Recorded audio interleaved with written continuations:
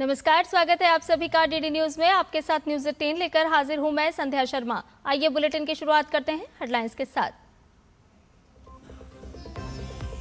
झारखंड में भर्ती सुधार यात्रा का आगाज, शिबू सोरेन के पैतृक गांव से होगी शुरुआत। जेपीएससी में अनियमितताओं पर आज सुप्रीम कोर्ट में सुनवाई, याचिकाकर्ता कर रहे हैं सीबीआई जांच की मांग।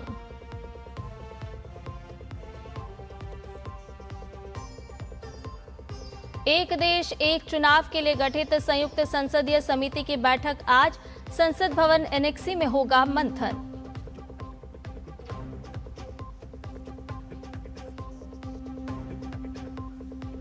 भारत जापान के बीच व्यापार और निवेश संबंध होंगे मजबूत। वाणिज्य एवं उद्योग मंत्री पीयूष गोयल पहुंचे जापान, विभिन्न क्षेत्रों के प्रतिनिधियों से करेंगे मुलाकात।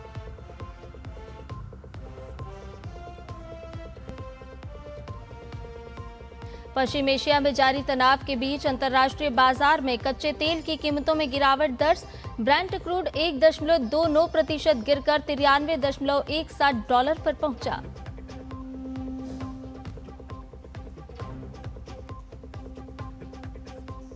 और श्रीलंका के खिलाफ बीच कोलंबो टेस्ट के दूसरे दिन बड़े स्कोर के इरादे से उतरेगी टीम इंडिया।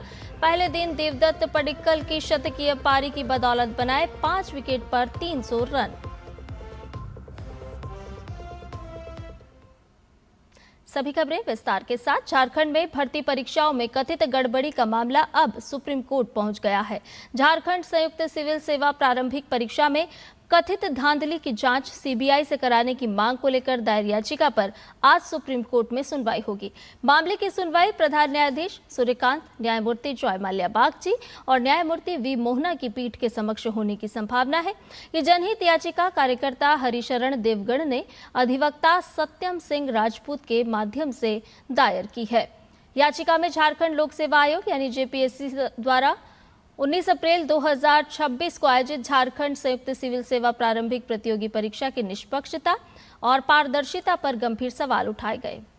लोक सेवकों और एजेंसियों की भूमिका की जांच होगी क्योंकि ये सभी जांच के घेरे में है। जेपीएससी परीक्षा धांधली से जुड़ा हुआ पूरा मामला परीक्षा विज्ञापन संख्या 1/2026 के तहत आयोजित की गई थी।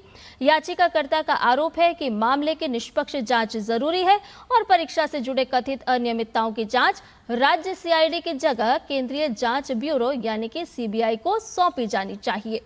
याचिका में लोक सेवकों और परीक्षा से जुड़ी एजेंसियों की भूमिका की भी निष्पक्ष जांच कराने की मांग की गई है। इसके साथ ही झारखंड हाईकोर्ट में 2 अहम याचिकाओं पर भी सुनवाई होगी।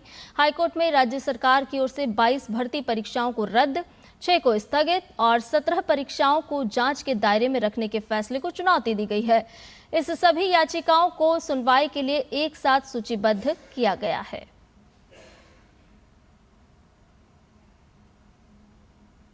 वहीं झारखंड में आज छात्र आंदोलन का नया अध्याय शुरू होने जा रहा है।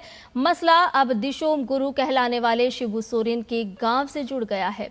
आपको बता दें कि छात्र नेता देवेंद्र नाथ महतो ने ऐलान किया है और उनके ऐलान के मुताबिक आज से झारखंड के सभी 24 जिलों में 24 संकल्प के साथ जेपीएससी और जेएसएससी की परीक्षा में गड़बड़ियों को लेकर भर्ती व्यवस्था सुधार यात्रा निकाली जाएगी। तो भर्ती सुधार पर ये आर पार की लड़ाई है। शिबू सोरेन के पैतृक गांव से बिगुल बजता हुआ नजर आएगा। लुकैया टांड से आंदोलन की शुरुआत होगी, यानी कि और भी धार और भी रफ्तार पकड़ता हुआ ये छात्रों का आंदोलन देवेंद्र नाथ महतो के नेतृत्व में यात्रा की शुरुआत होगी। ये यात्रा पूरी तरह से संवैधानिक, लोकतांत्रिक और शांतिपूर्ण तरीके से होगी।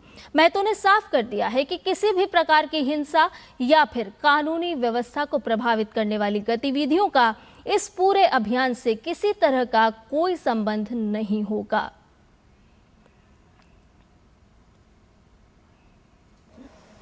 आइए आगे बढ़ते हैं। एक राष्ट्र एक चुनाव को लेकर गठित संयुक्त संसदीय समिति की अहम बैठक आज संसद भवन एनेक्सी में होगी।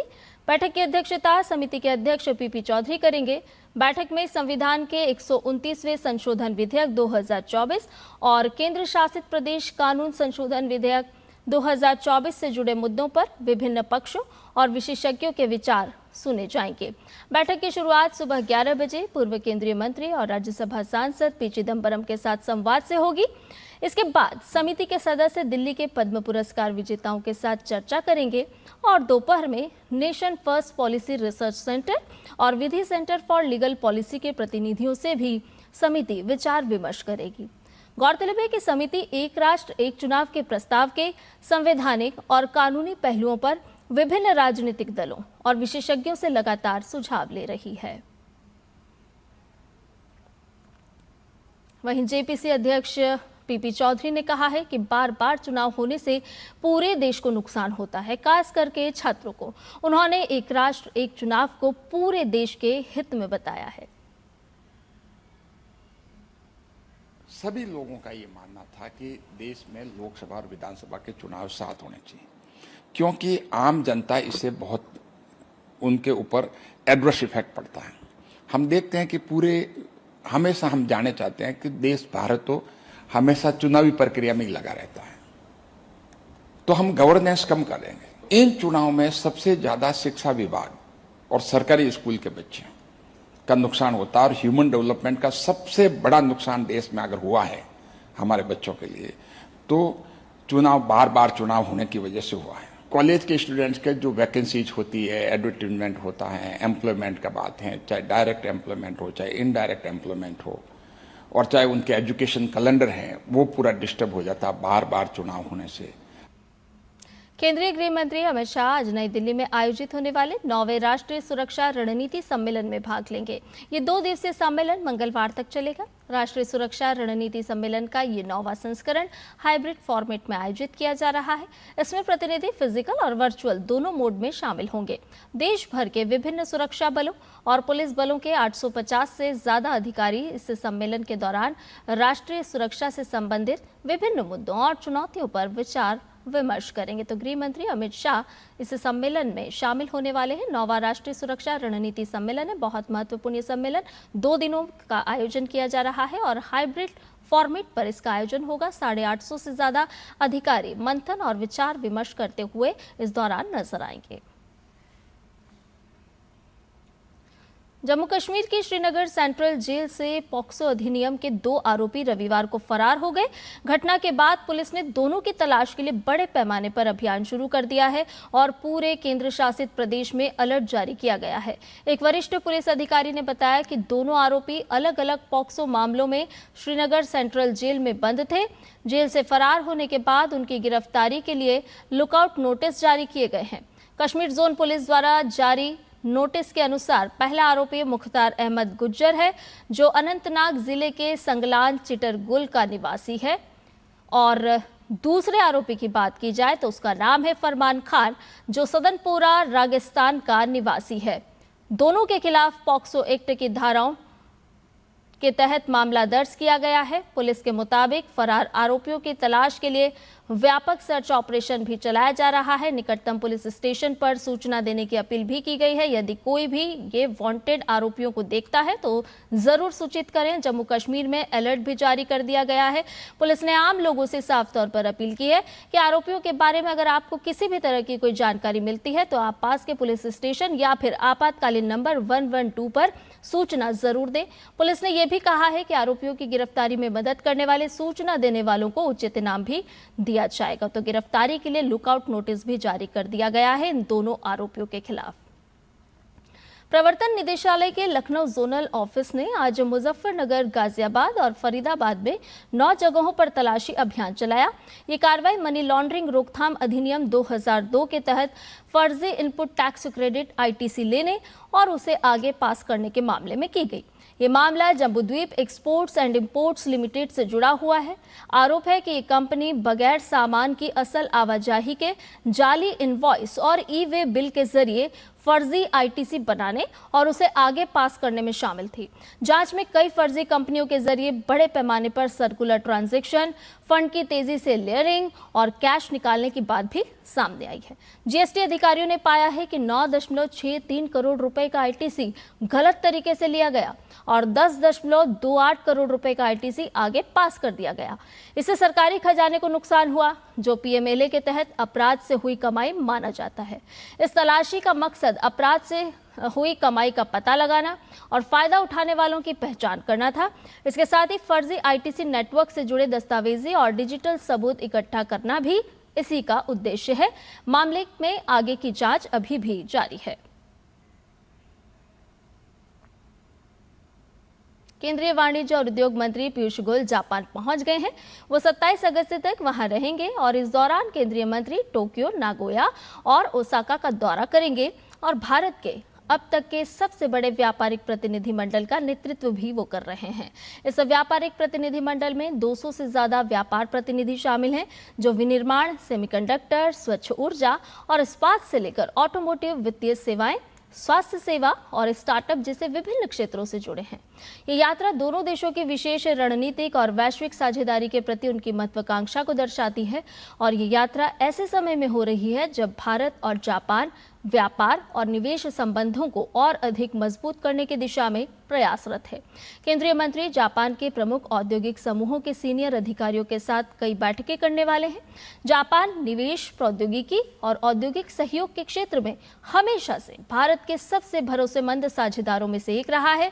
भारत के ऑटोमोटिव, इस्पात, इलेक्ट्रॉनिक्स, वित्तीय सेवाओं और बुनियादी ढांचे के क्षेत्र में जापानी उद्यमों की महत्वपूर्ण भूमिका रही है। रुक करते अगली खबर का। विदेश मंत्री डॉक्टर एस जयशंकर अपने 2 दिवसीय रूस दौरे पर हैं। मॉस्को में भारत के राजदूत विनय कुमार और रूसी विदेश मंत्रालय के अधिकारी अलेक्जेंडर लियोनिदोविच कोजलोव ने उनका स्वागत किया। डॉक्टर एस जयशंकर रूस के पहले उप प्रधानमंत्री डेनिस मंतुरोव के साथ 27वीं IRIGC टेक बैठक की सह अध्यक्षता करेंगे। इस दौरान व्यापार, आर्थिक, वैज्ञानिक, तकनीकी और सांस्कृतिक सहयोग पर चर्चा होगी। अपनी यात्रा के दौरान विदेश मंत्री रूस के विदेश मंत्री सर्गेई लावरोव से भी मिलेंगे और क्षेत्रीय और वैश्विक मुद्दों पर विचारों का आदान प्रदान होगा। राष्ट्रीय सुरक्षा सलाहकार अजीत डोभाल आज चीन दौरे पर जा रहे हैं। अजीत डोभाल वहां सीमा विवाद पर भारत और चीन के बीच विशेष प्रतिनिधि स्तर की बातचीत में अपनी चीनी समकक्ष वांग यी के साथ हिस्सा लेंगे। दोनों देशों के बीच विशेष प्रतिनिधि तंत्र के तहत ये 25वें दौर की वार्ता होगी, जिसकी शुरुआत साल 2003 में सीमा विवाद के समाधान के लिए की गई थी। अजीत डोभाल और वांग यी के बीच ये बातचीत ऐसे समय में हो रही है जब अगले महीने नई दिल्ली में ब्रिक्स शिखर सम्मेलन प्रस्तावित है। इस सम्मेलन में चीनी राष्ट्रपति शी जिनपिंग के शामिल होने की संभावनाएं जताई गई हैं। हालांकि चीन की ओर से अभी उनकी भागीदारी की आधिकारिक पुष्टि नहीं हुई है। ऐसे में डोभाल और वांग यी की बातचीत को बहुत ही महत्वपूर्ण माना जा रहा है। अधिकारियों को उम्मीद है कि शी जिनपिंग के भारत दौरे के दौरान प्रधानमंत्री नरेंद्र मोदी और चीनी राष्ट्रपति के बीच द्विपक्षीय मुलाकात भी हो सकती है। दोनों नेताओं की पिछली मुलाकात पिछले साल अगस्त में SCO शिखर सम्मेलन के दौरान हुई थी।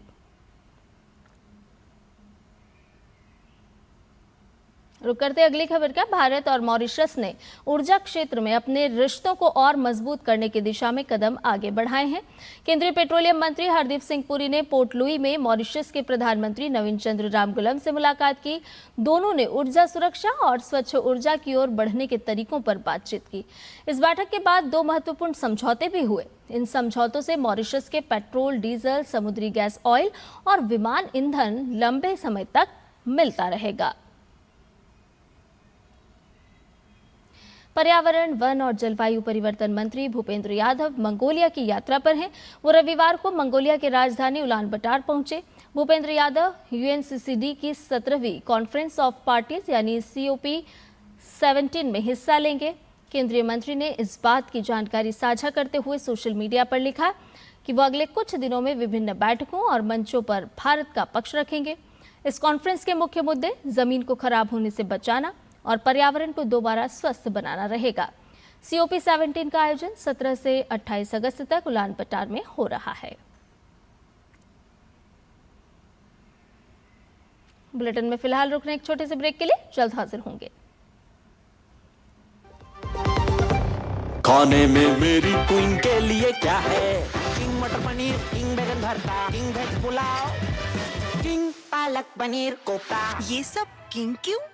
क्योंकि ये सब बना है MDH किचन किंग से आपका बॉस। MDH किचन किंग, असली किचन किंग। MDH मेरी पसंद, मेरी पसंद, मेरी पसंद, मेरी पसंद, हमारी पसंद, हम सबकी पसंद। मजबूत देश का मजबूत सरिया हो गया स्टील। जरा सोच के देखिए, आपके पास कुछ ऐसा है जो आपकी दुनिया बदल सकता है। जानते हैं क्या? आपका अपना सोना। सोना क्या नहीं कर सकता? सोना आपको अपने सपनों का घर दिला सकता है, आपके बच्चों का भविष्य बना सकता है। सोना आपकी हर इच्छा पूरी कर सकता है। तो भारत की सबसे बड़ी gold loan NBFC Muthoot finance से गोल्ड लोन लीजिए और फिर देखिए सोना क्या नहीं कर सकता। मुथूट फाइनेंस, जहां विश्वास ही परंपरा है। कॉल कीजिए 1-800-313-1212। ब्रेक के बाद न्यूज़ 10 में आपका एक बार फिर से स्वागत है। आइए खबरों में बढ़ते हैं आगे। उत्तर प्रदेश में विधानसभा चुनाव 2027 की तैयारियां चुनाव आयोग ने तेज कर दी है। मुख्य निर्वाचन आयुक्त ज्ञानेश कुमार के नेतृत्व में एक प्रतिनिधिमंडल आज से प्रदेश के 2 दिवसीय दौरे पर है। अपने दौरे के दौरान चुनावी प्रक्रिया को जमीनी स्तर पर मजबूत करने, युवाओं और भावी मतदाताओं को चुनाव प्रणाली से जोड़ने, साथ ही साथ चुनावी साक्षरता बढ़ाने पर जोर रहेगा। इसके साथ ही प्रतिनिधिमंडल बूथ लेवल अधिकारियों से भी संवाद करेगा। इस प्रतिनिधिमंडल में senior deputy election commissioner Manish Garg, director general media Ashish Goyal, director general IT doctor Seema Khanna समेत आयोग के वरिष्ठ अधिकारी शामिल रहेंगे। दौरे की शुरुआत आज लखनऊ के कॉलविन तालुकेदास कॉलेज में छात्रों के साथ संवाद कार्यक्रम से होगी। इसके बाद ज्ञानेश कुमार इंदिरा गांधी प्रतिष्ठान में ELC 2.0 और ECI नेट पर आयोजित क्षेत्रीय सम्मेलन में शामिल होंगे। निर्वाचन आयोग युवाओं और पहली बार मतदान करने वाले मतदाताओं को चुनावी प्रक्रिया से जोड़ने के लिए इलेक्टोरल लिटरेसी क्लब यानी कि ELC के जरिए जागरूकता अभियान चला रहा है। दौरे के दूसरे दिन मुख्य चुनाव आयुक्त करीब 500 BLO से संवाद करेंगे और जमीनी स्तर पर चुनाव व्यवस्था को और भी प्रभावी बनाने पर चर्चा करेंगे। लखनऊ पहुंचकर चुनाव आयुक्त ने BLO को लोकतंत्र की आधारशिला और युवाओं को चुनाव प्रक्रिया की पूरी जानकारी देना आयोग की प्राथमिकता बताया।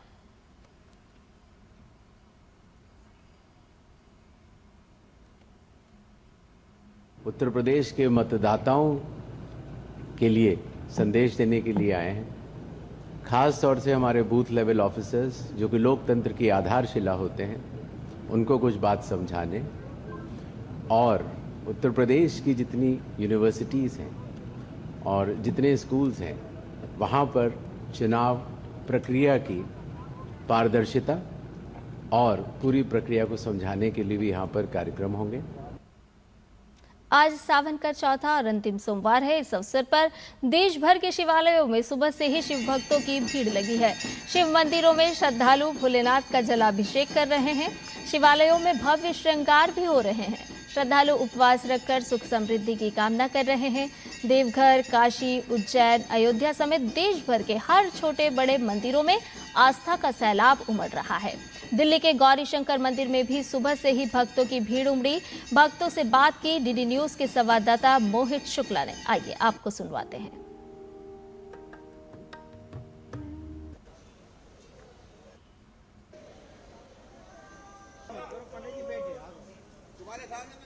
आज सावन का आखिरी सोमवार है। हर तरफ महादेव की जय जयकार है। शुक्ल पक्ष की द्वितीया तिथि के पूर्वाषाढ़ा नक्षत्र में आज सावन के आखिरी सोमवार के दिन दिल्ली के गौरी शंकर मंदिर की तस्वीरें मैं आपको दिखा रहा हूं और हर तरफ आपको लंबी लंबी लाइनें नजर आ रही हैं।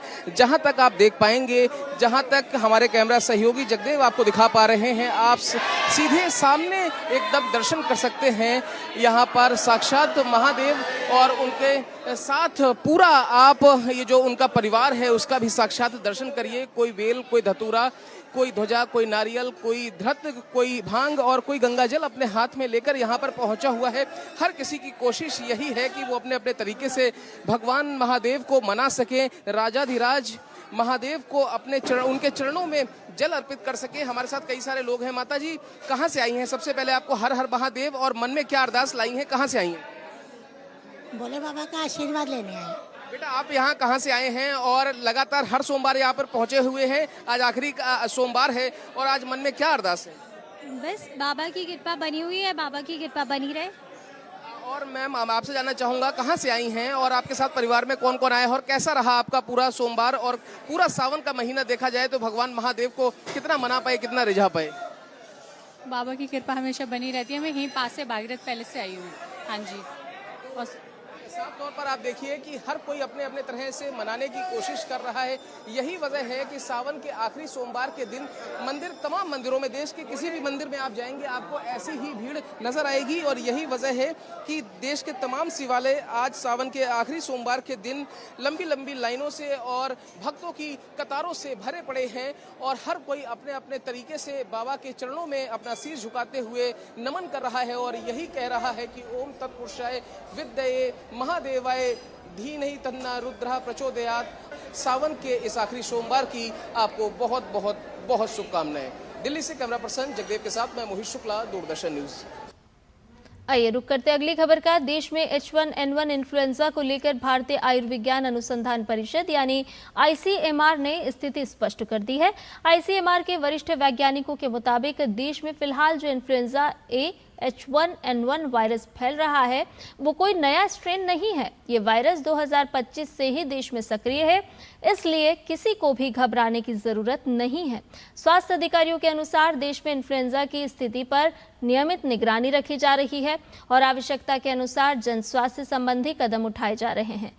लोगों से अपील की गई है कि वो लक्षणों को लेकर सतर्क रहें और आवश्यक सावधानियां जरूर बरतें, लेकिन H1N1 के किसी नए स्ट्रेन की अफवाहों से घबराएं नहीं और ना ही और लोगों को भी घबराने के लिए प्रेरित करें। अब आपको बताते हैं कि आखिर क्या है ये H1N1 वायरस। दरअसल ये एक इन्फेक्शियस डिसीज होती है। H1N1 एक प्रकार का इन्फ्लुएंजा वायरस माना जाता है और मुख्य रूप से ये आपके श्वसन तंत्र को प्रभावित करता है, यानी कि आपको अगर सांस लेने में दिक्कत हो रही है तो ये प्रभावित आपको कर सकता है। बुखार, खांसी और गले में खराश आम बात होती है। शरीर दर्द, सिर दर्द, जकड़न का महसूस होना, थकान होना, ये इसके लक्षण माने जाते हैं और कुछ मामले ऐसे हैं जिसमें उल्टी दस्त की शिकायत भी होती है। तो अगर इन तमाम लक्षणों में से अगर आपको कुछ भी हो रहा है तो घबराएं नहीं, बल्कि डॉक्टर की तरफ जाएं और दवाइयां लें।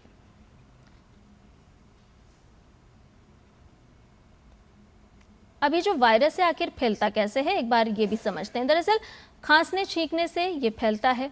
श्वसन बूंदों से इसका फैलाव हो सकता है। संक्रमित व्यक्ति यानी कि अगर किसी को H1N1 है, वो संक्रमित है, तो उससे भी फैल सकता है और संक्रमित सतह छूने से भी ये आपको अपनी जद में ले सकता है या आपको घेर सकता है, लेकिन घबराने की जरूरत नहीं है। इसके लक्षण जानिए। अगर आपको बुखार आ रहा है या फिर आपको ठंड लग रही है तो आपको हो सकता है कि आप H1N1 इन्फ्लुएंजा से ग्रसित हैं।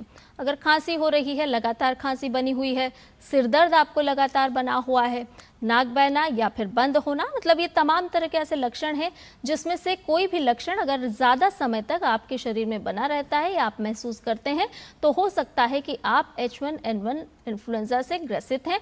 तो घबराना नहीं है आपको डॉक्टर की ओर परामर्श लेने के लिए जाना है। शरीर या मांसपेशियों में आपको दर्द हो सकता है, थकान हो सकती है, लगातार थकान बने रह सकती है, हो सकता है कि आप लगातार कमजोरी महसूस करें और कभी कभी ऐसा भी होता है कि आपको उल्टी या दस्त की शिकायत भी हो सकती है।